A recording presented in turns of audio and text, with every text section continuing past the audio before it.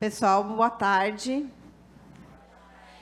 Para a gente, uma alegria receber vocês aqui na Prefeitura de São Paulo. Eu sou Luciana, sou chefe de gabinete da Secretaria Executiva de Mudanças Climáticas. Estamos aqui com o nosso secretário Renato Nalini, hoje secretário executivo de Mudanças Climáticas, mas já foi secretário de Estado da Educação, foi presidente do Tribunal de Justiça, tem um vasto currículo aí na área de administração pública, e eu acho que vai colaborar muito aí para o currículo de vocês. Então, eu vou passar a palavra para a professora Zilda, primeiro, para que ela fale um pouquinho para vocês, contextualize esse encontro, e depois vamos ouvir o nosso secretário. Já está aqui? Acho que sim, né? Rosana, muito obrigada. Luciana, nós duas estamos brincando com os nomes. Boa tarde, gente. Nós já nos encontramos hoje, mas é sempre bom desejar de novo uma boa tarde, né? Quando a gente tem um encontro tão especial, e marcar e deixar mesmo registrado quanto uma visita como essa é importante, contando com a presença do secretário, a quem agradecemos, né, a disposição do Nalini estar aqui conosco, a Luciana, toda a equipe que organizou, o André Previato também, junto comigo e com o professor Fernando Burgos. Essa turma, como nós já falamos, é uma turma de primeiro semestre, que entrou, então, recentemente na Fundação Getúlio Vargas, e que a gente faz, desde o primeiro semestre do curso, uma aproximação dos alunos com a vida real da gestão pública, com questões que tragam para mais perto tanto os problemas quanto soluções, em relação a toda a perspectiva que a gente possa trazer de município, de estado, de nível federal, trazendo, né, uma problemática de Brasil.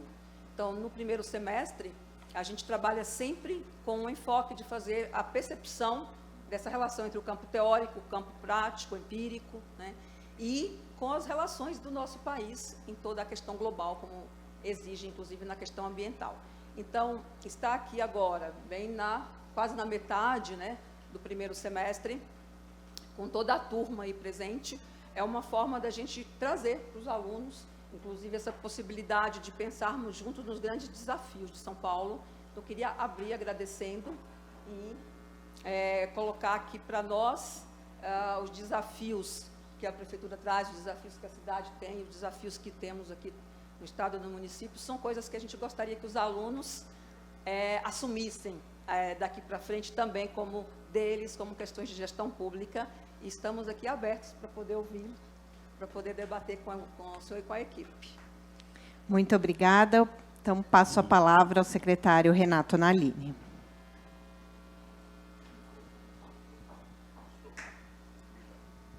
Boa tarde. Meio fraco ainda, né? Boa tarde. Isso, todo mundo acordado, por enquanto, né?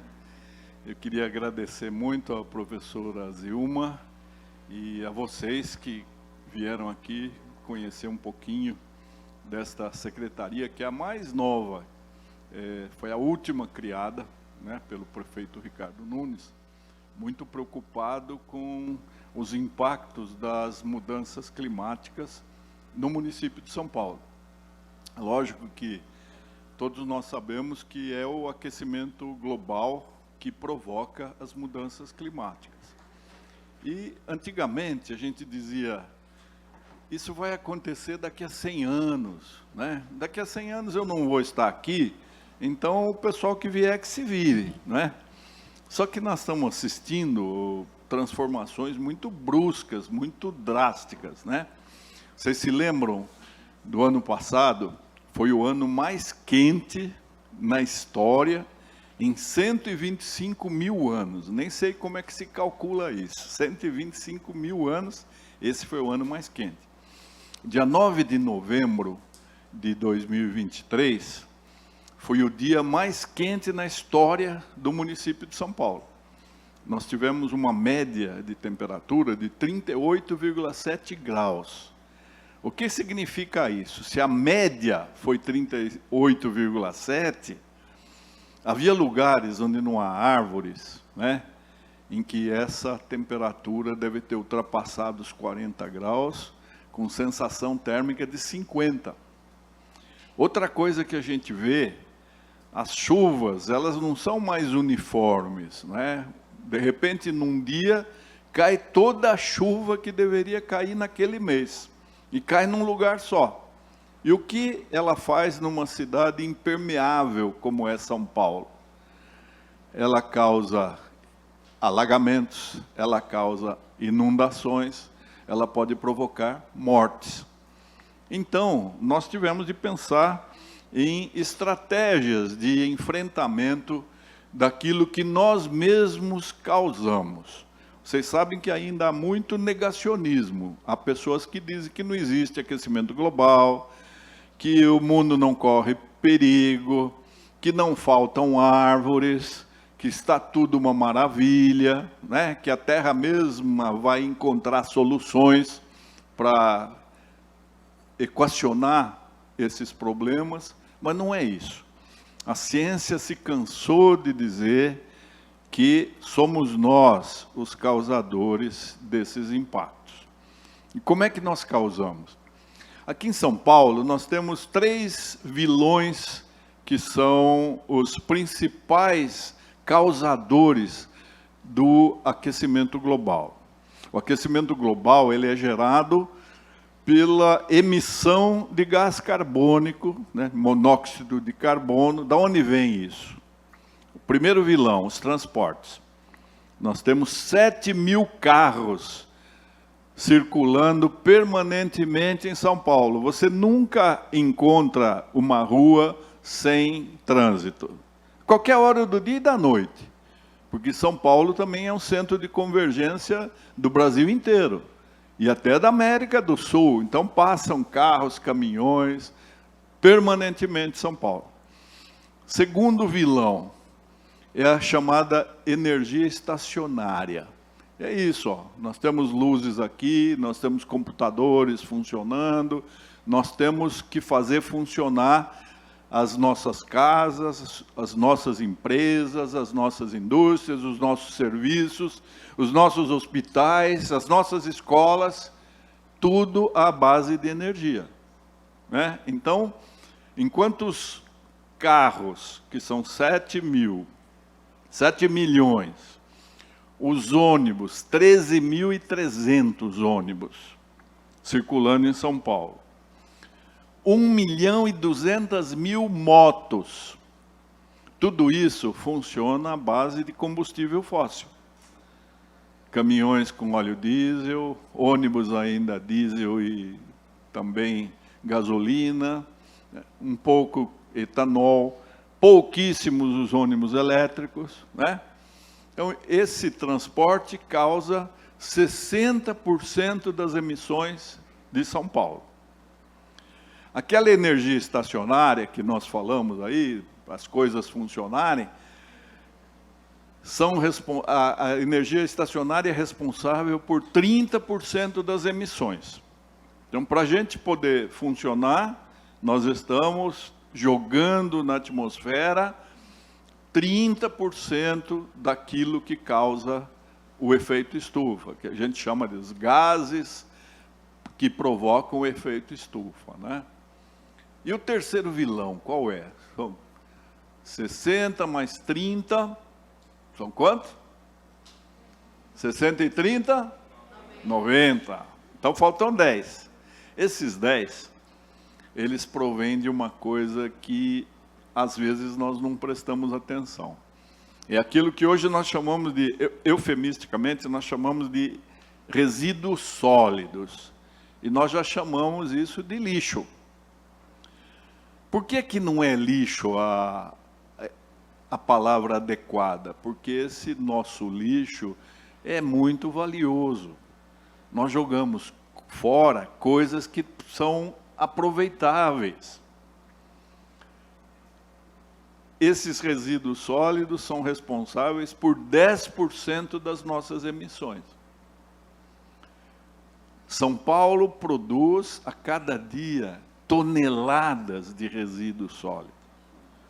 Então vocês vejam que é muito comum que as pessoas tomam uma latinha de refrigerante e jogam a latinha no chão. Outros tomam uma garrafinha PET de água, guaraná, seja lá o que for, jogam no chão. Pega um papel, amassa e joga no chão. Come alguma guloseima que vem numa caixinha, amassa a caixinha, joga no chão.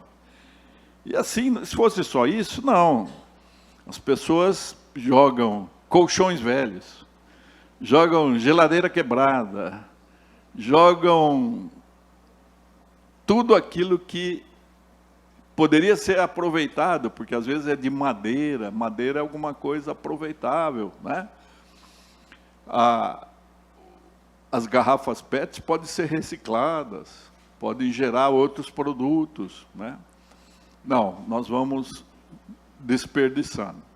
Isso faz com que o povo de São Paulo tenha de pagar, a cada ano, 13 bilhões pela varrição de rua.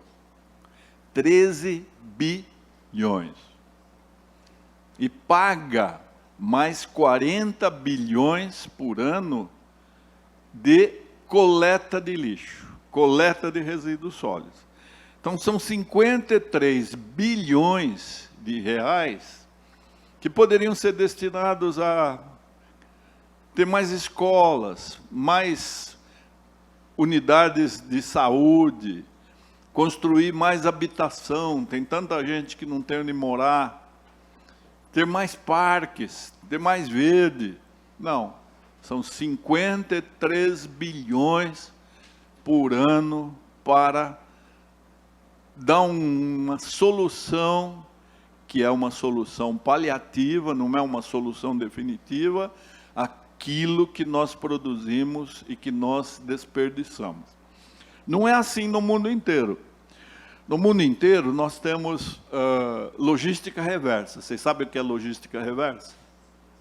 Logística reversa é a obrigação que tem aquele que produz algo que tem uma vida útil duradoura, de cuidar, de acompanhar o ciclo da utilização desse bem e dar uma finalidade, dar uma destinação quando não for mais utilizável, né?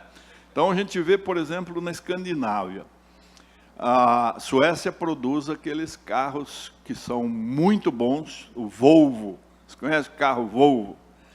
Você não encontra em Estocolmo um desmanche de carro Volvo. Não, porque a Volvo acompanha a vida útil do seu carro.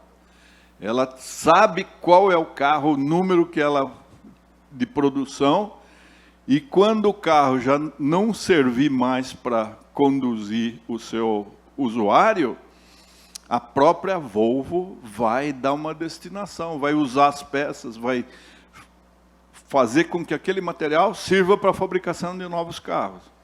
E se não servir, porque os modelos já estão mais atualizados, já material melhor, ela vai dar uma finalidade útil, né? A existência de desmanches, a existência de ferro velho, a existência de lixão é o maior atestado de subdesenvolvimento de um país. É só país muito atrasado que ainda tem essas coisas. E, infelizmente, nós temos isso. Então, vocês vejam, a cidade de São Paulo tem o maior número de heliportos. Heliportos, tem pessoas que têm helicóptero, tem mansões, mas tem miséria. Tem morador de rua, tem pessoas que não têm onde morar, não é? Por quê? É tudo falta de educação. Então, se nós não podemos resolver a questão dos transportes, o município pode resolver a questão integral do trânsito em São Paulo? Não tem condições, né? Primeiro, porque nós fizemos uma cidade que serve mais ao automóvel do que às pessoas, né? Então, quando os jesuítas chegaram aqui para fundar o colégio de Piratininga, né, dia 25 de janeiro de 1554, por que eles escolheram São Paulo? Porque nós tínhamos vários rios maravilhosos. Tamanduateí, o Pinheiros, o Tietê, né, que é uma glória, é um rio que deveria ser respeitado. É o único rio que, podendo cair ali no litoral, ele fica a poucos quilômetros da praia, ele vai para o interior, levando vida pelo estado inteiro. Só que o Tietê, ele serpenteava, ele era cheio de curvas. Por que a gente fala em várzea do Tietê? Porque o rio, ele percorria uma paisagem maravilhosa. Os relatos de quem esteve aqui no século XVI são de que essas várzeas do Tietê possuíam uma vegetação luxuriante, uma fauna exuberante, muitos pássaros, muitos peixes, muitas flores. O que nós fizemos com o Tietê? Nós canalizamos. Hoje ele não é mais rio, ele é um condutor de sujeira. Vocês tomariam um copo d'água do Tietê?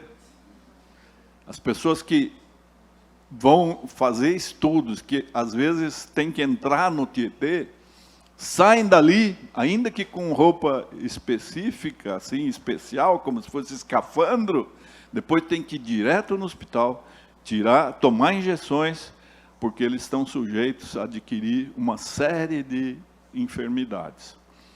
Então nós matamos os nossos rios. Não era só rios que havia aqui em São Paulo, havia mais de 1000 córregos, cursos d'água, riachos, que eram afluentes dos grandes rios, né? Então, Anchieta, Manuel da Nóbrega, eles falaram, aqui não vai faltar água, nós temos água em abundância. E hoje? Hoje. Então, onde estão os nossos córregos? Estão embaixo aqui, ó. Nós pusemos asfalto para servir Sua Majestade o automóvel, né? Então, é uma cidade para o automóvel, uma cidade para o carro, é uma cidade para o trânsito, não para as pessoas. Eu vejo que, às vezes, a gente começa a perguntar se realmente o ser humano é um ser racional, inteligente, né? Ou se a gente precisa caminhar muito para chegar a um nível de civilização com que nós sonhamos, não é verdade? Bom, o município não teria condições de acabar com o trânsito de um dia para outro. E a nossa república, vocês vão assistir, vocês vão conhecer muito melhor a administração pública. Nós temos também um erro na formatação da nossa república, porque nós sempre fomos um país unitário, né? Nós éramos, primeiro, nós éramos um quintal de Portugal, de 1500 até 1808, era um lugar de onde Portugal levava, primeiro para o Brasil, depois cana-de-açúcar, o açúcar, depois algodão, né? Só em 1808 foi que Dom João VI veio fugindo de Napoleão, que invadiu Lisboa, veio com a rainha Maria Louca, a mãe dele, ele era regente, e veio para o Rio de Janeiro. E aí, então, ele falou, bom, já que eu vou ter que ficar um pouco aqui, vamos tratar essa colônia de uma forma mais condigna. Já que eu estou aqui como regente, vamos transformar isso aqui em vice-reino. Então, o Brasil passou a ser vice-reino, né? Quando ele foi obrigado, em 1821, a voltar para Portugal, porque estavam ameaçando tirá-lo da regência, e alguém assumiria lá o trono. Napoleão, a essa altura, já tinha fugido também. Ele disse para o filho, né?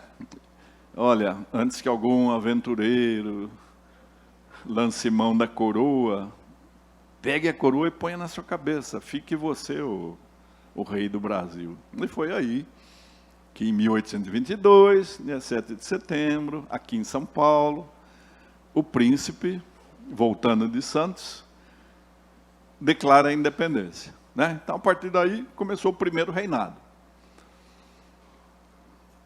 O segundo reinado talvez tenha sido a fase áurea, porque Dom Pedro II era uma pessoa culta, serena, bondosa. Ele sustentava estudantes que tinham talento para que fossem fazer cursos na Europa, e ele pagava com o seu próprio dinheiro, não era dinheiro do império, não. Ele teve de ser considerado maior, porque o pai foi embora, né? Brigou. Dom Pedro I era meio briguento, né? Então, Dom Pedro I foi embora, foi tentar reconquistar o trono para sua filha, que o tio, Dom Miguel, queria ficar rei de Portugal. Ele foi correndo em defesa da filha e largou o filho aqui com 5 anos. Aí começou aquela fase de regência, confusa e tal.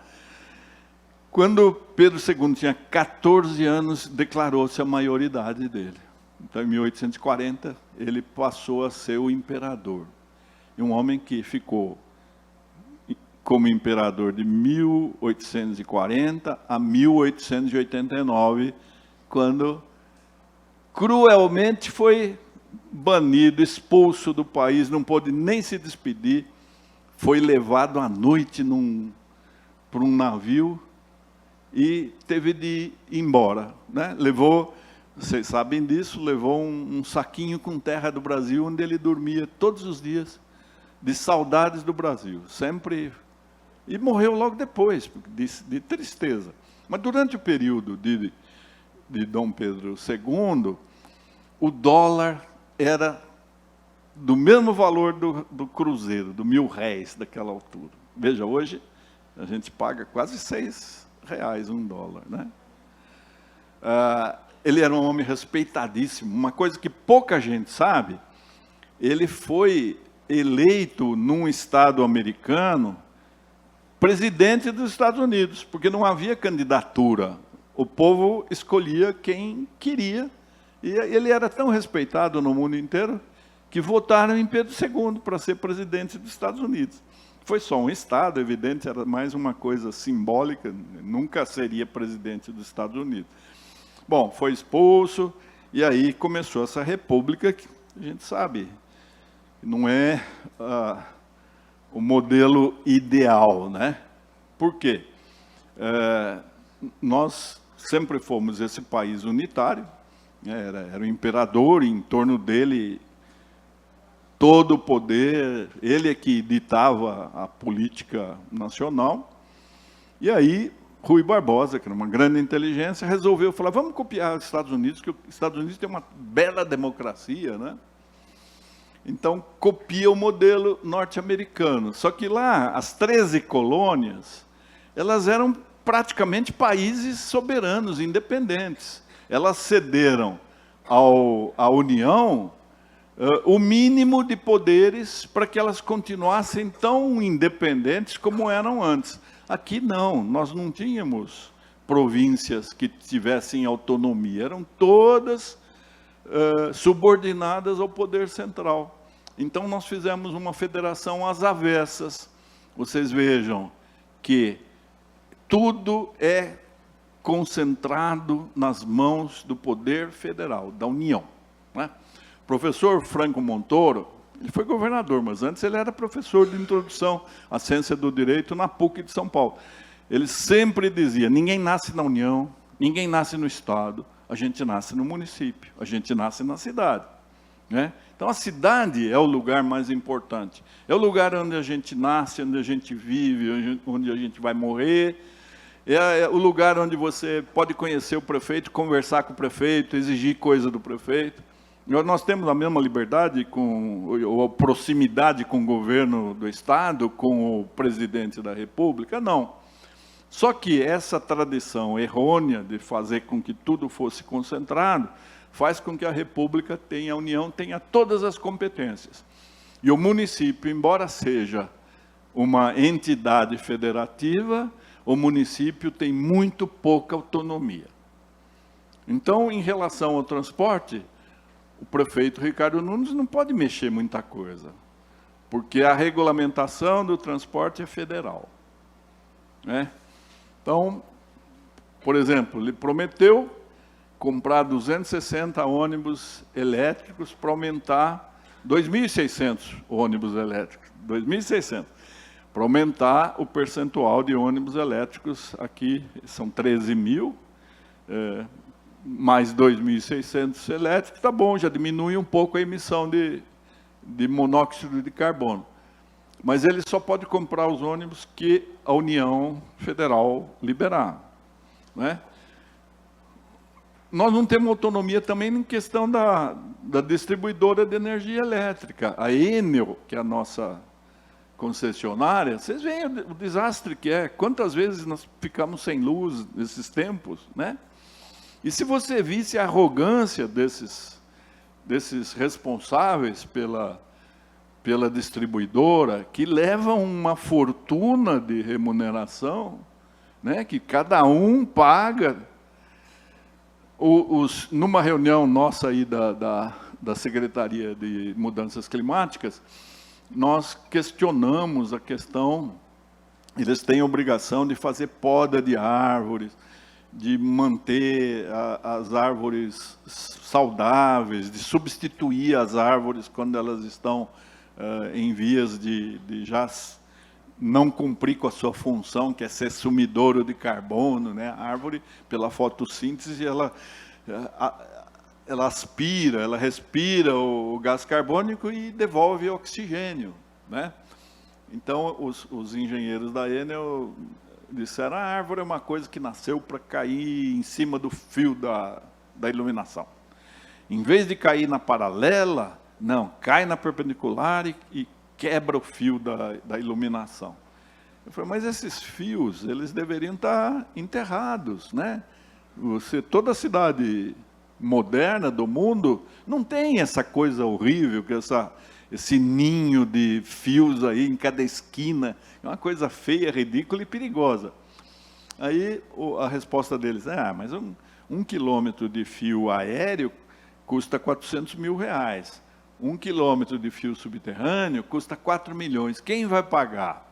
Eu falei: mas quem tem o bônus, vocês estão ganhando para isso, e tem obrigação contratual de fazer isso. Quem tem o bônus tem os ônus, né? Você tem um contrato, você tem a parte boa e a parte das suas obrigações. Aí, sem argumento, ele fala: eu não tenho que dar satisfação para a prefeitura. O meu contrato é com a ANEEL, que é a Agência Nacional de Energia Elétrica. Eu devo prestar conta só para a União, não tenho que dar satisfação para o município. Vocês vejam que é uma república defeituosa.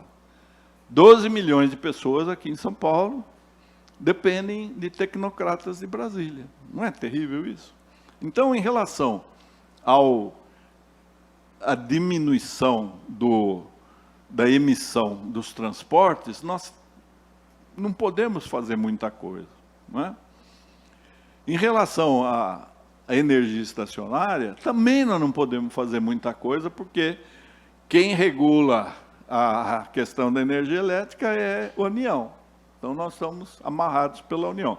Agora, onde nós podemos trabalhar é na relação da produção de resíduos sólidos, do nosso desperdício, né? Nós temos a coleta seletiva em 76% do município. Então, passa caminhão especial para coletar aquilo que vai ser reciclado. Mas só 3% é que são efetivamente reciclados. Por quê? As pessoas não separam, misturam as coisas. Então, mistura resto de comida com caixa de papelão, com Tetra Pak, com etc, etc. Então, que é isso? É falta de educação nossa, falta de consciência. Né? Se as pessoas tivessem consciência, saberiam que sobraria dinheiro para fazer coisas mais nobres do que varrer rua e coletar lixo. Então, vocês como futuros administradores públicos aí, pensem, né? O que a gente pode fazer para conscientizar a população, para que os nossos resíduos sólidos sejam reciclados, sejam objeto de aproveitamento, em vez de parar em aterro sanitário. Aterro sanitário, embora com esse nome, aterro sanitário, é uma coisa saudável, sanitário, né? Não é uma coisa terrível, porque onde é que eles são localizados? Em áreas que deveriam ser áreas verdes, lugares que poderiam ser parques, né? Lugares que poderiam ser agradáveis. Não, ali eles são, é um depósito de lixo, tudo misturado, né? Quem ajuda a salvar um pouco São Paulo são as 50 cooperativas de catadores. São aqueles heróis que vão recolhendo aquilo que nós jogamos fora, né? Então, eles são realmente merecedores de aplauso, de elogio, de admiração, né? Não que todos sejam catadores porque têm consciência ecológica, não. É a miséria que faz com que a falta de outra ocupação faça com que eles sobrevivam catando aquilo que nós desperdiçamos, né? E, às vezes, são muito hostilizados, porque as concessionárias do recolhimento, da coleta, eles trabalham de acordo com a tonelagem que eles recolhem. E aí, os catadores são, de certa forma, concorrentes. Então, eles chamam os catadores de ladrões de resíduo. Vejam que terrível, né? Vê que sociedade cruel que a gente vive. Bom, então, os 3 vilões são esses. Os 2 primeiros nós não temos assim um controle absoluto, então não é possível dizer que o município de São Paulo vai acabar com o problema de transporte, vai acabar com o problema da energia estacionária. Pode incentivar a adoção de placas fotovoltaicas, de usar energia eólica, né, de energia solar, etc. Mas fica no campo da recomendação. Agora, em relação aos resíduos sólidos, não. Aí depende de cada um de nós. Então, a gente precisaria ser, principalmente pessoas esclarecidas, pessoas que estão estudando para melhorar a administração pública, cada um tem que ser um disseminador dessa ideia, né? Vamos pensar como é que nós vamos utilizar melhor os nossos resíduos sólidos. De repente, economizar mais, não jogar tanta coisa fora. Nós jogamos muita coisa fora que poderia ainda ser utilizada, né? O resto de comida, vocês viram que tem gente que acha bonito deixar, enche o prato e depois come, não gostei. E aquilo poderia ser alimentar quem está passando fome, né? Mas é tudo uma questão de educação. Mas a Secretaria de Mudanças Climáticas, ela tem algumas tarefas, né? Ela não pode, por exemplo, proibir o El Niño de se manifestar. Não está na competência dela, né? Ela não pode dizer, agora em junho não vai ter laninha, está proibido aqui em São Paulo. Não, a laninha vem. Mas ela tem, por exemplo, ela coordena o plano de prevenção das chuvas de verão, né? Então, nós sabemos que as chuvas de verão, elas ocorrem. E São Paulo teve uma ocupação desordenada. As pessoas foram ocupando os espaços, então nem tudo é planejado, né? Então nós temos aquelas... as enchentes do Tietê não são culpa da prefeitura. Aquilo é área do Tietê, era dele, né? Nós é que invadimos. Nós invadimos, então A água tem que sair por algum lugar. Uma cidade impermeabilizada, quando chove, concentra tudo, né? Então, já houve muitas mortes, houve muitos problemas. A partir da implementação desse plano de prevenção de chuvas de verão, as coisas melhoraram muito. Nós fizemos a penúltima reunião esse mês e nós vimos que não houve morte causada por inundação, não houve, e era comum. Houve uma morte, houve 2 mortes durante o verão todo. Uma de uma pessoa que, mesmo advertida de que não deveria continuar com o carro no alagamento ali, tentou, e no meio do percurso ele teve um infarto, um problema cardiológico. Então não foi assim, afogamento. E outra, uma senhora que ficou dentro de casa, também não foi afogada. Ela estava nervosa porque a água ia subindo, ela dentro de casa, uma senhora idosa, faleceu. Mas não foi assim, levada pela enxurrada, como antigamente acontecia, né? Então, para isso, há um trabalho muito grande de macrodrenagem. Nós temos aqui, valeria a pena, professora, levá-los a conhecer o Centro de Gerenciamento de Emergências, é isso? Centro de Gerenciamento de Emergências Climáticas. Vocês entram ali, parece a NASA, sabe? Um lugar assim, cheio de telas e muitos cientistas e engenheiros trabalhando ali. Então, nós temos um mapeamento de toda São Paulo para saber as vulnerabilidades, para saber se a chuva vai ultrapassar as médias. Então, é algo científico que dá até orgulho. E de hora em hora, nós recebemos as comunicações de como está o tempo, se vai haver chuva ou não, como é que está a temperatura, o prognóstico dos próximos dias. Então, é uma coisa muito bem feita. E eles fornecem os dados para que as equipes de cada secretaria do município façam aquilo que é necessário. Por exemplo, a limpeza dos córregos, né? O corte dos galhos que estão ameaçando cair, as microdrenagens. Então, tem uma série de coisas uma série de coisas feitas que ninguém sabe, não é divulgado, e a mídia espontânea também não gosta de notícia boa, ela gosta de coisas tétricas, né? Bizarras. Mas tem jardim de chuva, tem pequenos bosques, tem muita coisa sendo feita em São Paulo para que as chuvas de verão não matem mais pessoas, né? E uma segunda operação que é muito importante, que a população também não sabe o que é a nossa OIDA, Operação Integrada em Defesa das Águas. Vocês sabem que em 2014, São Paulo teve uma crise de falta de água, de déficit de água muito grave.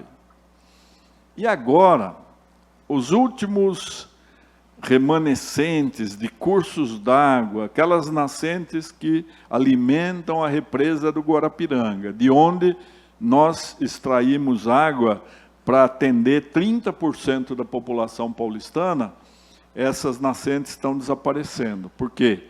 Há uma ocupação indiscriminada, um crescimento da derrubada dos últimos resíduos de Mata Atlântica que existem ali, né? Parelheiros, Grajaú, Capela do Socorro, Engenheiro Marcilac, Cidade Ademar, aqueles bairros, estão acabando as nascentes.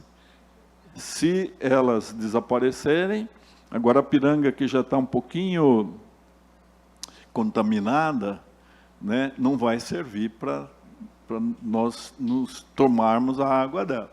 Para que a água seja isso, que a gente aprendeu no ensino fundamental, o que é água?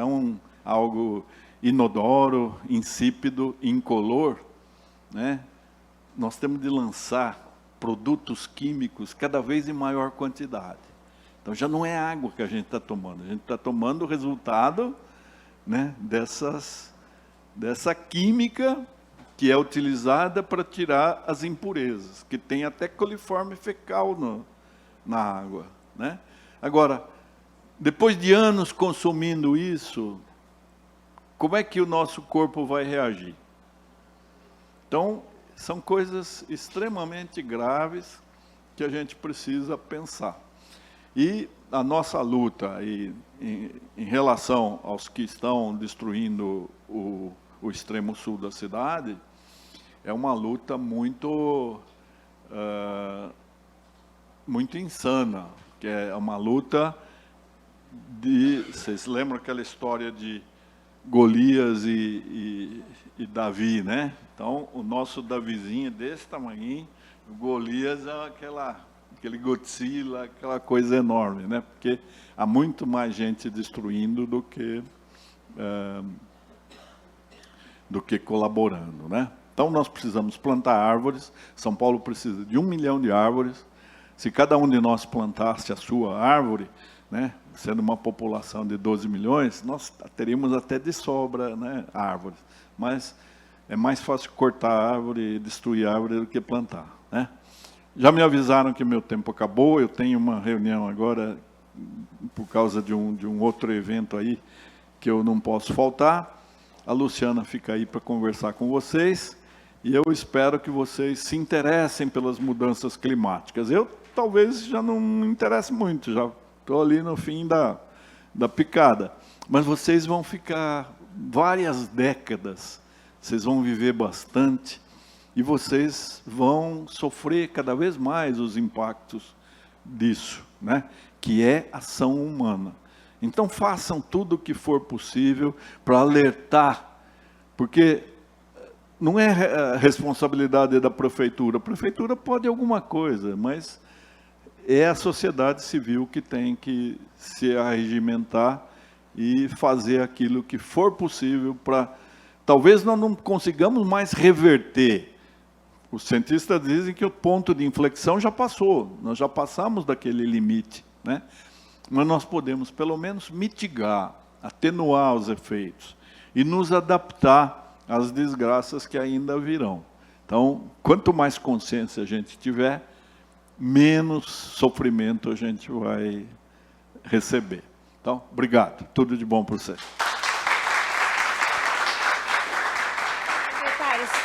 Queria só pedir para o senhor sentar aqui, para a gente tirar uma foto com a turma. Vem, Gabriel.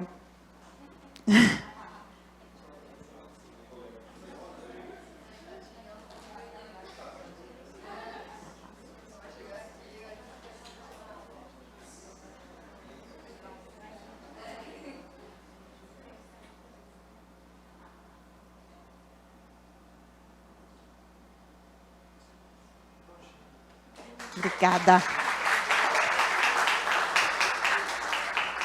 Vocês gostaram? Deu para aprender bastante? Que bom. Bom, eu estou aqui para sanar dúvidas que ficaram, né? Então, tanto dessa palestra do secretário com relação à Secretaria de Mudanças Climáticas, mas também, se vocês tiverem dúvidas sobre a prefeitura, o funcionamento da prefeitura, a gente está à disposição. Mas só antes, ó, vocês ganharam na entrada esse bottle, né? Não, quem não ganhou está aqui, pode vir pegar depois no final. Mas esse bottom foi um movimento que nós criamos, que é o Movimento São Paulo pelo Clima, para que, como o secretário falou, cada um seja um embaixador do clima. Então, cada um de vocês pode ser, levar uma mensagem, convencer os seus familiares, os seus vizinhos, os outros colegas da faculdade, de outros meios e comunidades que vocês participem. Então, convenço para que todos cuidem do clima, porque se cada um fizer a sua parte, a gente vai conseguir mudar um pouco essa triste realidade que está aí. Nós vivemos, até hoje, um calor de 30 graus. Amanhã, a temperatura máxima vai ser 20.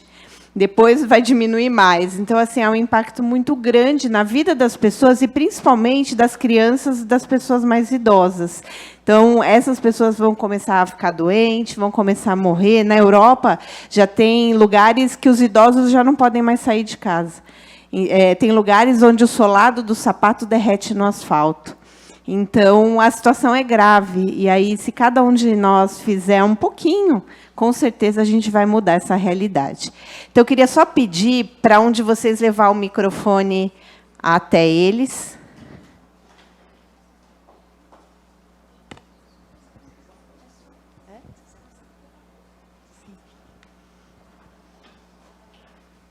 Então, quem quer falar? Tá ligado aqui? Tá ligado.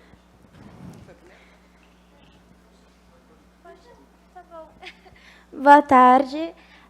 Então, acessando o site da Prefeitura de SP, eu vi que o Seclima está diretamente ligado ao Panclima SP, correto? Que é um plano que visa, enfim, mudar as questões climáticas de São Paulo até 2050 e tem planos de longo, médio e curto prazo. E que as ações ao curto prazo têm como metas a serem concluídas em 2024, no caso, esse ano.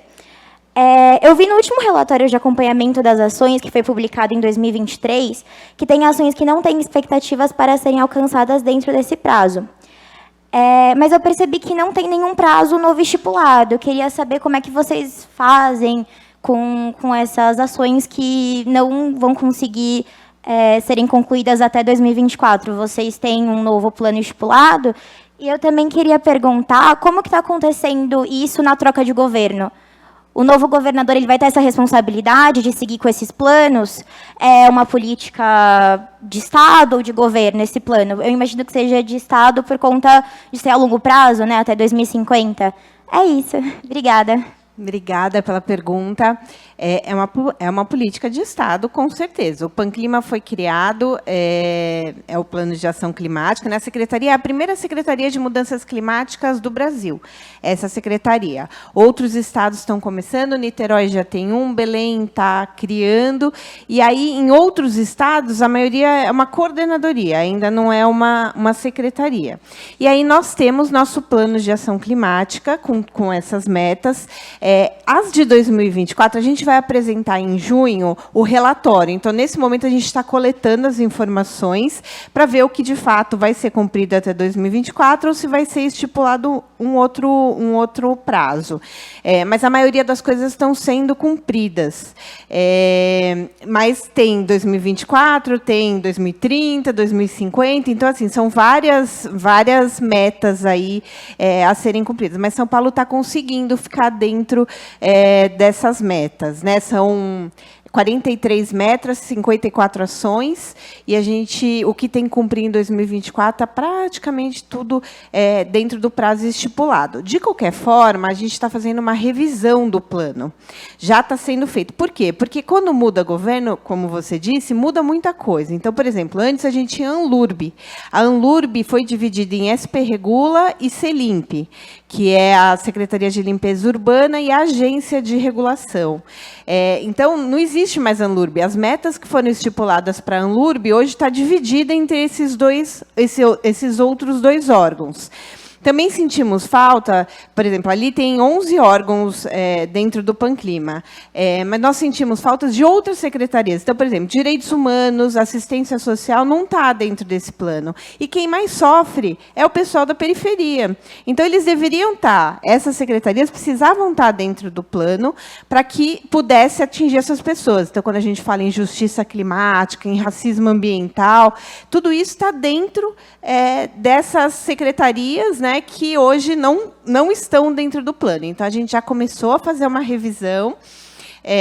Esperamos terminar ainda esse ano, para que o próximo governo, seja o Ricardo Nunes ou quem venha, possa dar continuidade a esse trabalho, né? Então, é uma política de Estado, mas que a gente espera que seja dado continuidade, porque muda a gestão, infelizmente, pode mudar muita coisa. Oi, tudo bom? Eu queria perguntar especificamente, na verdade, sobre duas coisas. Eu queria saber como é que ocorre a articulação da Secretaria de Mudanças Climáticas com as outras secretarias, justamente em relação às metas. Então, né, o secretário falou, por exemplo, de mobilidade urbana, da cidade voltada para o carro. Eu queria saber que medidas concretas que estão sendo tomadas nesse sentido, em articulação com as outras secretarias. E eu fiquei curioso também como que ocorre, digamos, uma articulação internacional nesse sentido, porque esse é um tópico global, né? São Paulo faz parte da C40, né, que é aquela associação de várias cidades ao redor do mundo, e uma das bandeiras é justamente essa questão da mudança climática. Então eu queria saber como que ocorre essa articulação internacional, se isso é a Secretaria de Mudanças Climáticas que faz, ou se é a Secretaria de Assuntos Internacionais, como que isso é coordenado, e como que é feita essa articulação das metas com as outras secretarias. Obrigado. Então, a Secretaria de Mudanças Climáticas, ela está dentro da Secretaria de Governo, exatamente para ter o poder de fazer essa articulação com as outras secretarias. Né, muita gente fala, por que vocês não estão junto com a Secretaria de Meio Ambiente? Porque a gente não teria esse poder de articulação. A gente faria, lógico, essa gestão da Prefeitura, todas as secretarias se conversam muito, mas a gente tem essa prerrogativa de cobrar e de fazer. Por isso que o Panclima está dentro da nossa secretaria, para que a gente converse com todas essas outras. Então, a gente tem um sistema aqui que chama SEI. Dentro desse sistema, a gente coloca o processo e encaminha para cada uma dessas secretarias envolvidas. E cobra que eles entreguem para a gente o que está sendo cumprido, o que não está sendo cumprido, onde a gente coloca o que está estipulado de metas e ações para que eles cumpram. E aí eles respondem esse questionário para a gente, e depois a gente faz uma grande reunião com todos para que eles apresentem esse resultado. Com relação à política internacional, a gente está totalmente integrado com eles. A Seclima ganhou o prêmio A do ICLEI, né, exige várias coisas, mas entre elas a transparência, o cumprimento dessas metas e tudo mais. Nós fomos premiados com a nota A. Foram 3 prefeituras que tiveram essa nota, então nós fomos uma delas. E com a C40, a gente tem total relação, né? Então, o nosso patrocínio para que isso acontecesse. A Secretaria de Relações Internacionais é quem faz esse primeiro contato e eles trazem para a gente. Então, assim, alguma coisa com relação a prêmios, por exemplo. Dinamarca está fazendo um prêmio que tem a ver com mudanças climáticas. Eles passam para a gente aplica, escreve o nosso trabalho e aí é avaliado. Então, a Secretaria de Relações Internacionais é que faz esse intercâmbio. Mas nós, por exemplo, aqui, o secretário tem buscado muito apoio para essa Operação Integrada Defesa das Águas. E a gente tem ido a consulados. Ontem estivemos no consulado do Japão.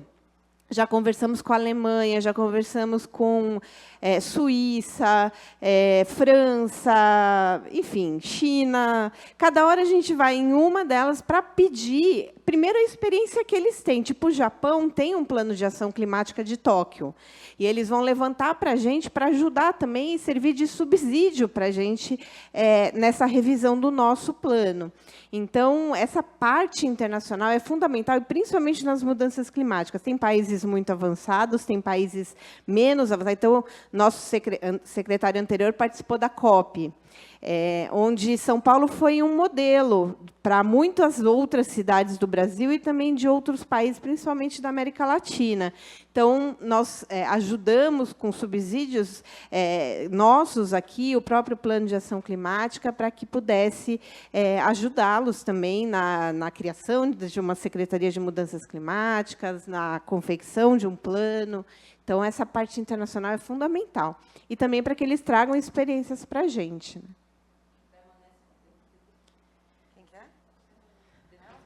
Eu vou só mostrar rapidamente, ó, que o secretário acabou não mostrando. Mas, ó, oh, meu Deus. Esse aqui é o prêmio que nós ganhamos, ó, que nós recebemos do CDP. Que foi reconhecido pela sua ambição, liderança e transparência climática, um fato que se destaca pelo momento em que o mundo enfrenta o desafio de limitar a temperatura média global.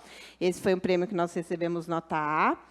E eu queria mostrar... Ó, aqui são algumas ações da prefeitura que nós temos alguma ligação, porque o nosso papel, como o próprio secretário fala, é de ser um grilo falante, né? A gente vai lá e fica na orelha de todo mundo, ó, precisa se preocupar. Então, por exemplo, as hortas nas escolas municipais, são 1.255 hortas nas escolas, mas tem também o programa Sampa Rural, que são mais 1.250 hortas. Então, a gente tem em São Paulo já 2.500. Aqui é o Plano de Educação Ambiental da Secretaria do Verde, que a gente participou também na confecção. O PAVES, que é o Programa de Vigilância em Saúde Ambiental da Secretaria de Saúde. Esse plano aqui é super importante, porque é o que hoje trabalha a questão da dengue, que vocês estão vendo aumentar, e isso fala muito em todas essas áreas. A Operação Altas Temperaturas, que SMADES e a Secretaria de Saúde criou, por indicação da Seclima, e aí, cada vez que a temperatura chega a 32 graus, eles montam tendas e fazem todo um trabalho de fornecimento de água, frutas, para a população de rua. Aqui um pouco sobre as ciclovias, ciclorotas, os bosques de conservação urbana, vários viveiros. Então, só para vocês terem uma ideia de tudo que nós aqui da Seclima articulamos junto com as outras secretarias e ajudamos a que isso saia do papel e aconteça de fato. Então, a gente sabe que São Paulo normalmente é conhecido por ser uma cidade muito urbana, mas 1/3 do nosso território aqui da capital é de zonas consideradas rurais, né? E a maior parte delas, tipo, ela trabalha muito com uma agricultura, mas uma agricultura familiar e que envolve, enfim, práticas milenares e tudo mais. Mas desde que eu sei que foi o prefeito Ricardo Nunes que criou essa secretaria, mas durante esse momento da eleição, ele teve, tipo, de certa forma, uma coalizão com pessoas da bancada ruralista. E vocês sentiram algum impacto disso na secretaria ou na forma com que essas terras podem ser tratadas no futuro ou não?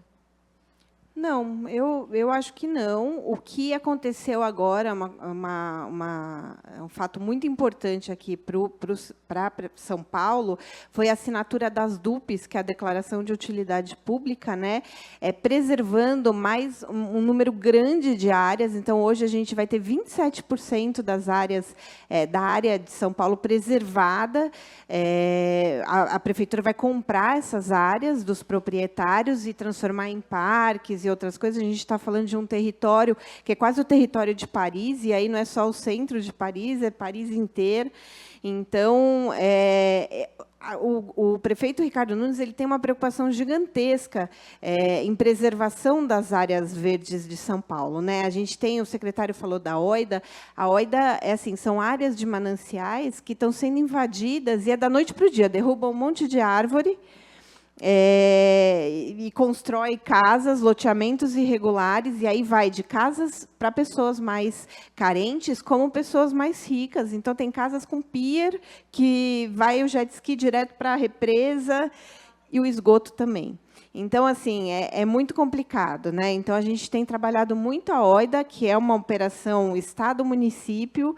Então, tem a Polícia Militar Ambiental, tem a Secretaria de Meio Ambiente do Estado e do município, a Seclima, a Guarda Civil Metropolitana, a Habitação, porque não adianta também só tirar as pessoas e não dar casa para elas, né? Então, a Secretaria de Habitação também está junto, o CREA, enfim, é toda uma preocupação mesmo. O prefeito Ricardo Nunes tem uma preocupação gigantesca na preservação das áreas verdes de São Paulo, e a gente tem ampliado cada vez mais. Hoje nós temos 114 parques na cidade, que é um número grande, né? Apesar de São Paulo ser bem grande, a gente tem lugares com 2, 3 parques, e pensando em alternativas. Então, o Ibirapuera, não sei se quem frequenta aqui o Ibirapuera, mas ele foi concessionado, mas a empresa que concessionou, ela teve que adotar outros 5 parques da periferia, que ela também tem que cuidar desses parques, né? Então, não é só a concessão de um parque que tem uma visibilidade, que tem uma forma de ganhar dinheiro, né? Mas também eles têm, com isso, que ajudar outros parques da periferia a ficarem melhores também.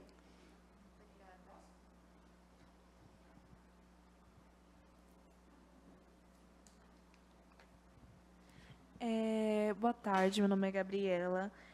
Eu tenho duas perguntas.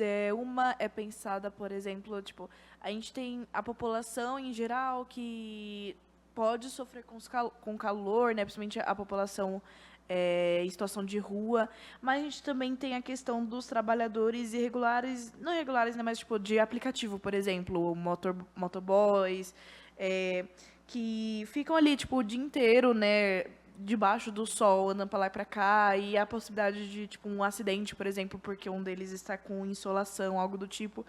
Vocês têm pensado tipo nessa questão de que em São Paulo quase não tem sombra quando se trata de avenidas, ruas principais, coisas assim.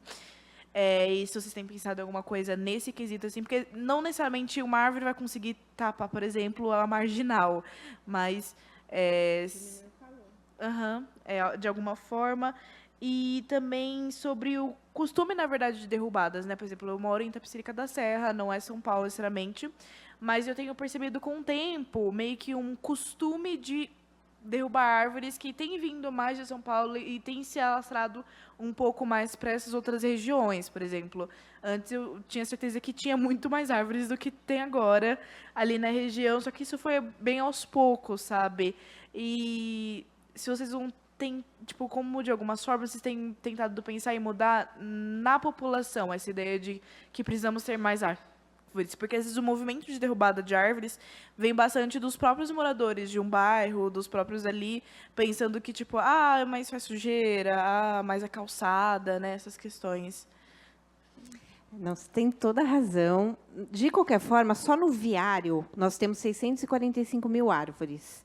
A prefeitura tem plantado 55 mil árvores por ano, né? Que não é um número super significativo. Teve uma época que o secretário era o Eduardo Jorge, que foram plantados 1,5 milhão de árvores em 12 anos, né? Então, é um número mais significativos. Mas, assim, tudo é complicado em São Paulo, né? Primeiro, essa educação ambiental é fundamental e a gente tem tentado. Então, essa cartilhinha que vocês receberam é a nossa tentativa de chegar nas pessoas e criar essa educação ambiental mesmo. Porque as pessoas falam, cai árvore no meu quintal, então vou lá e tiro a árvore. É proibido, a pessoa pode ser multada se ela cortar a árvore, simplesmente ir lá e cortar a árvore. Só que a gente não tem fiscais para fiscalizar tudo isso que tem. Então, você chega, está só o toco da árvore. Essas são as podas drásticas, né? E fora outros movimentos, então, assim, movimentos de habitação, né? Daí eu não falo movimento de habitação popular, falo empresas, né? Eles querem fazer os espigões, então é uma briga, tanto é que o prefeito Ricardo Nunes proibiu isso no plano diretor, né? Foi um dos vetos que ele fez que foi mantido, isso é importante. Então, assim, a educação ambiental é fundamental, explicar para as pessoas o quão importantes são essas árvores, né? Então, teve um governo que substituiu, tem um termo que é TAC, é termo de compensação, TCA, termo de compensação ambiental. E isso significa que quando, por exemplo, foi construído o Rodoanel, tirou um monte de árvores, mas a partir desse TAC, essas árvores têm que ser plantadas em algum outro lugar.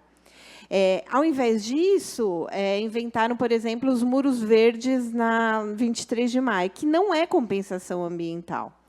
Aquilo não é compensação e o que compensa mesmo são as árvores. Quando tira uma árvore mais antiga, né, mais idosa, a partir de um momento ela para de fazer essa compensação do gasto de CO2.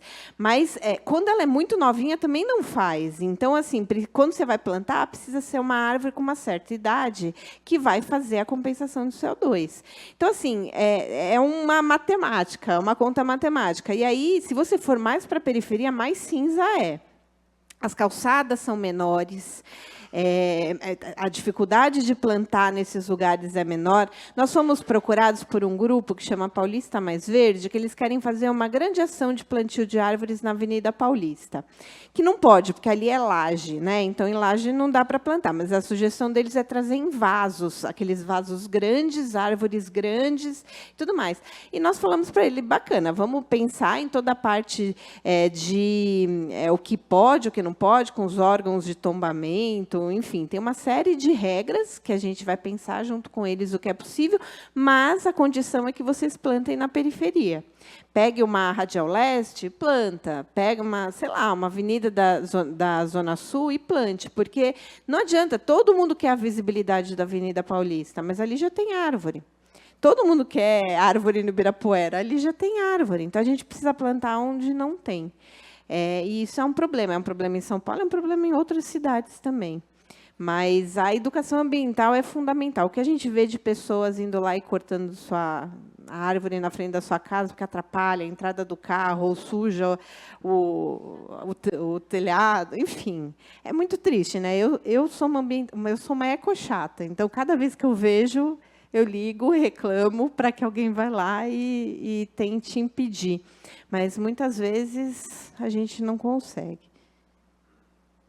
Relacionada à pergunta que ela fez sobre a insolação, e ele comentou sobre o calor extremo e o frio extremo que a gente está recebendo, o pensamento de plantar árvore na minha cabeça, principalmente por ruas, essas coisas, é longo termo, porque a árvore, você comentou, ela demora para crescer, então ela não vai te dar uma cobertura enorme o momento que ela é plantada, ela não vai diminuir a temperatura, vai demorar, na minha cabeça, 7 anos, mais ou menos, para ela poder ter uma cobertura e começar a funcionar como proteção aérea. E teria alguma outra solução temporária enquanto isso, porque esperar 7 anos para poder crescer a planta, principalmente quando você está comentando que tem muita dificuldade em manter a árvore lá, porque pessoas removem. Eu tenho uma árvore em casa, dá muito trabalho, mas é importante e dá, sim, esfria e cria um ambiente mais gostoso. Mas a preocupação imediata da insolação, eu vi isso com meus olhos, das pessoas desmaiando na rua, no centro, por causa de insolação. Então, tinha uma árvore pequenininha do lado, vai demorar um pouquinho, não resolve imediato. Tem alguma solução imediata? O ideal é plantar árvores mais velhas, né? Não árvores pequenininhas, porque as árvores bebês ou árvores menores, a gente, de fato, vai sofrer muito aí com o tempo para o crescimento. O que a gente pode fazer são coisas paliativas, como essa operação altas temperaturas, que é dar água, bonés, frutas, aí são coisas paliativas. O que a gente precisa é conscientizar as pessoas que não pode cortar árvore, a não ser que a árvore esteja doente, né? Hoje já tem muitas técnicas, como o boroscópio, você coloca o boroscópio na árvore, você sabe a saúde fitossanitária inteirinha da árvore, se tem mosca branca, se tem algum outro tipo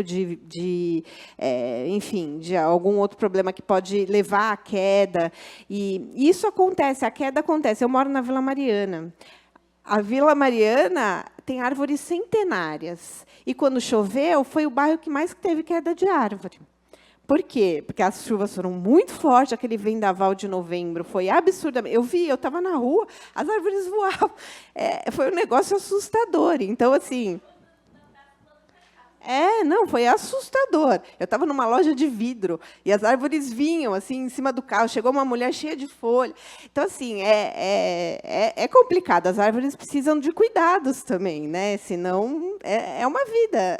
É uma vida, né? E precisa ter todo cuidado. Agora, assim, precisa manter as árvores, né? Nos parques, no viário, fazer os jardins de chuva é muito importante. A prefeitura tem trabalhado muito essa questão dos jardins de chuva, para fazer o piso permeável. Tudo isso facilita também e diminui um pouco o calor. Eu gostaria de saber agora mais de uma parte de inovação sustentável que eu já sei que está aqui, mas quando eu fui visitar o site da prefeitura, eu vi que vocês têm um comitê municipal de mudança do clima e ecoeconomia, e eu queria saber mais ou menos como que funciona, conversar sobre isso, porque eu acho que é muito importante também, não só a questão sustentável de plantar mais árvore, mas também de uma economia mais verde, até porque... Até então, você tem, por exemplo, fábricas que poluem muito. Então, como é que é, mais ou menos, trabalhar com isso? Nós coordenamos esse comitê, ele é formado por órgãos da prefeitura, do estado e do município e também pela sociedade civil. A ideia é sempre trazer temas que discute mudanças climáticas e economia. Vou dizer para você que desde que eu entrei, a maioria das discussões são em cima de mudanças climáticas, não tem muito a parte de ecoeconomia, que é fundamental, os empregos verdes e tudo mais. A Secretaria de Desenvolvimento Econômico e Trabalho tem já colocado na sua grade essa questão dos empregos verdes, né, que hoje tem crescido muito. Mas é um comitê que discute... por exemplo, na última nós discutimos o asfalto permeável, que vai ter um piloto aqui numa praça, tal, para a gente ver o quanto que isso vai absorver da água da chuva e tudo mais. Na próxima, a gente vai falar sobre a virada ODS, uma virada cultural, mas voltada ao tema dos ODS. E tem mais algum tema que eu vi hoje, mas não lembro. E a gente vai discutindo isso. Outro comitê é o Confrota, que é que discute a mudança da matriz energética dos ônibus, dos caminhões, enfim, e isso, como o secretário falou muito da questão do transporte, é fundamental, porque a poluição é enorme. Eu ouvi do professor Paulo Saldiva, que é um grande especialista nisso, que aqui em São Paulo a gente tem 5.000 mortes por ano por conta da poluição. E isso é muito sério, né? Então, a gente precisa mudar urgente a matriz energética dos veículos para que a gente possa... Mas isso, como o secretário diz, vem um monte de impeditivo, sabe? Agora veio mais um sobre os postos de recarga. Então, cada hora vem algum problema que a gente precisa ir resolvendo para poder fazer, de fato, acontecer. Gente, eu queria só... eu sei que tem mais gente para perguntar, mas no final a gente quer fazer uma surpresa para vocês, levar vocês num lugar bem legal aqui da prefeitura. Então, eu vou abrir para mais 2 perguntas para a gente poder ir lá. Tudo bem? Posso? Boa tarde, Luciana. Tudo bem? Quem está falando? Aqui, me chamo Vitor. Eu queria saber como que a Seclima olha para a periferia de São Paulo, porque como nós aprendemos em sala de aula, e como o próprio secretário reafirmou agora na palestra dele, as pessoas mais pobres são as que mais sofrem com essas condições climáticas.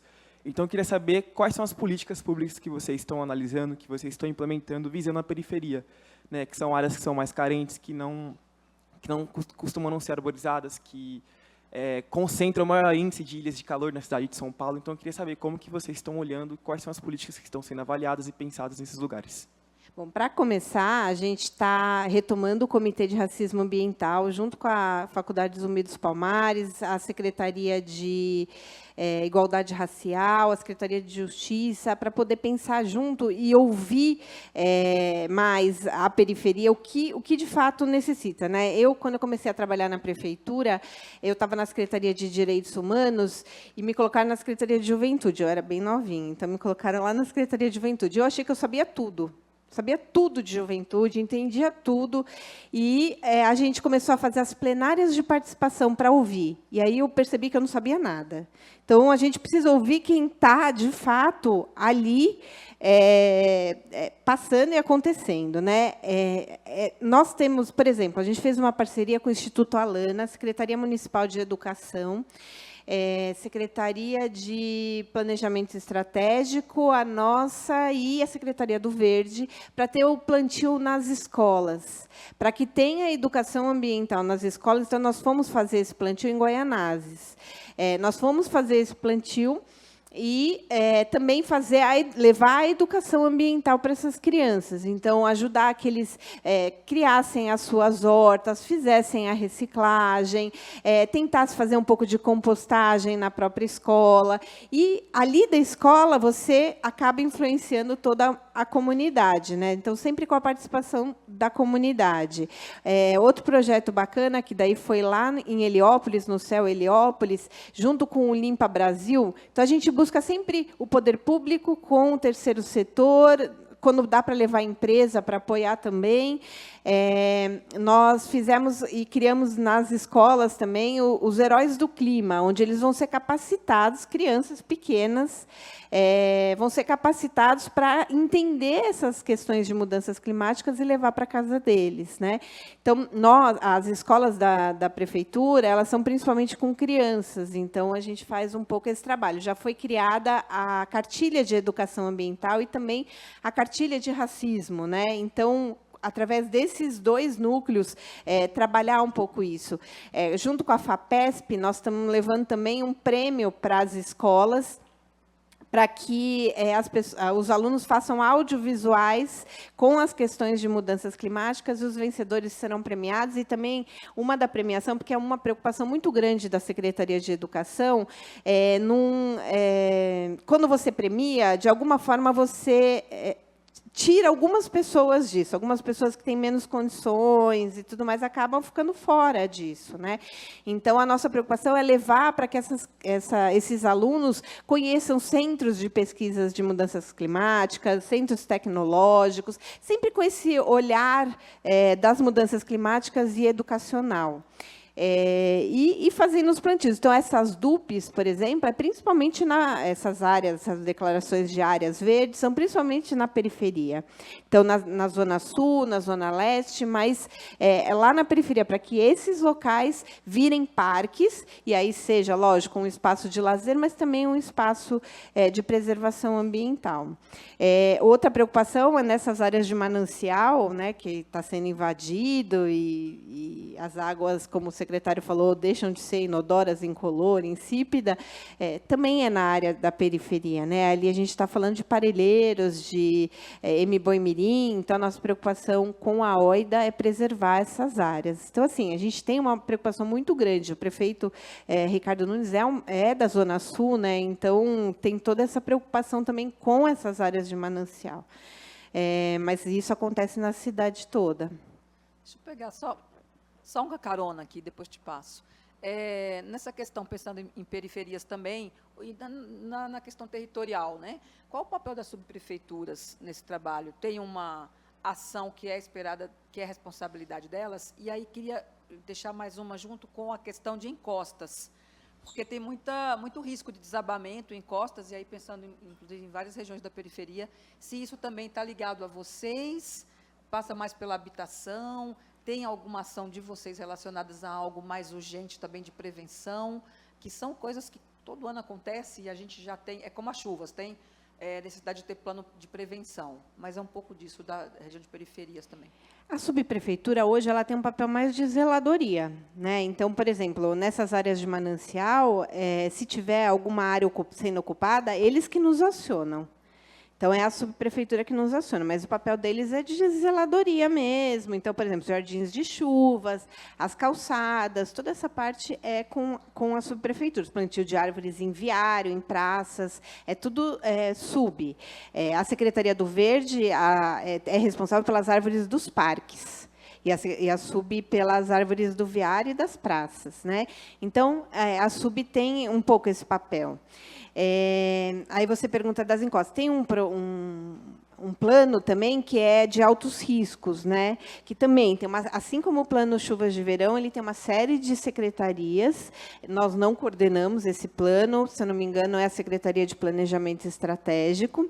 E aí ela levanta tudo. Então, quando acontece alguma coisa, por exemplo, caiu, famílias ficaram desabrigadas. Então, a SMADES vai lá, conversa com essas famílias, às vezes precisa colocar, por exemplo, numa escola. Então, a educação libera o espaço e aí a SMADES vai lá. Aí a Secretaria de, se eu não me engano, Habitação, ela dá um recurso para essas famílias, para que elas sobrevivam nesse período. Então, tem todo um cuidado intersecretarial também para essas áreas de risco.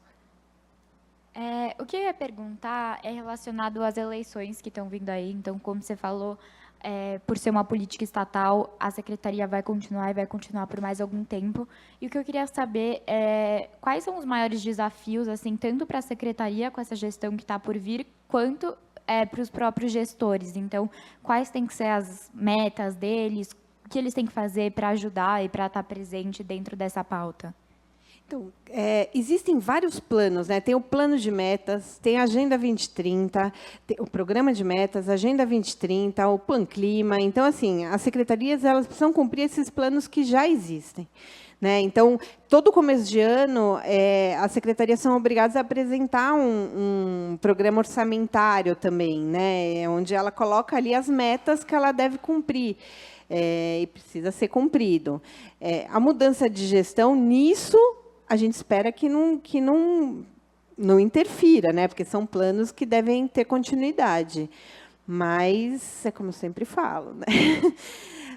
A gente não sabe, cada gestão é uma gestão que vai dar uma importância maior ou menor para aquilo que ela acha mais importante, né? Gente, vamos subir? A gente vai levar vocês no telhado verde aqui da prefeitura, onde vocês vão poder tirar umas fotos bem bonitas. Eu só peço que vocês... O bombeiro vai junto? O bombeiro vai estar lá. Eu só peço que vocês obedeçam os bombeiros, porque ali é uma área bem alta. A gente pede muito cuidado. Quem não pegou o botão e quiser, está aqui. Gente, eu quero, né, agradecer a Luciana Feldman por toda essa atenção, esse cuidado, a gentileza de organizar para a gente subir, fazer a visita, mas, além disso, por responder a todas as nossas questões, por trazer com todo esse detalhe, né, as informações. Inclusive, dá para ver o quanto você está envolvida e apaixonada também pela questão ambiental. Queria perguntar se tivermos algumas questões específicas, se a gente poderia encaminhar para você depois, né, elaboradas. E queria pedir um aplauso. Obrigada. Eu sou, de fato, uma apaixonada, não só pela questão ambiental, mas pela causa pública. Eu acho que vocês estão numa área muito importante de estudo e, com certeza, vocês vão fazer a diferença aí na nossa cidade ou nas cidades de vocês. O secretário Renato Nalini pediu para deixar com a escola um livro, A Escola que Queremos, de quando ele foi secretário de Educação. Então, queria deixar esse presente com vocês. Obrigada, gente.